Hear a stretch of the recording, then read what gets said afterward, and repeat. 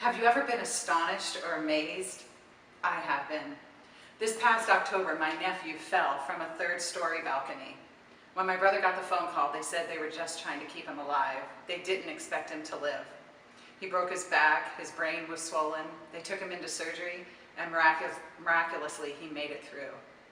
Not only that, but that was in October, and in June, today, he's a walking, talking miracle. He's back at work. Each day, God desires to astonish us. As we look throughout scriptures and see miracles after miracles, it constantly says people were astonished, except in this week's gospel. In this week's gospel, Jesus goes back to his hometown. And instead of accepting and receiving him for who he is, people keep saying, who is this guy? Isn't he just Joseph and Mary's son?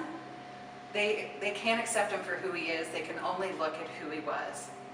How do you see Jesus? Do you receive him with all of his love that he wants to give you? Or do you spend time thinking about how you do not live up to his standards? Except in this week's gospel, when Jesus goes back to his hometown.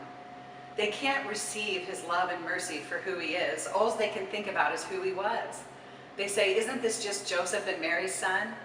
And because they can't receive him, they put Jesus in a box, and he ends up leaving, and they miss out on being astonished and receiving the love and mercy of God.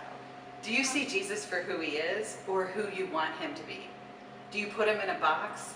The scripture says in 1 John chapter 3 that how great is the love the Father has for his children, that he desires to lavish them with his love.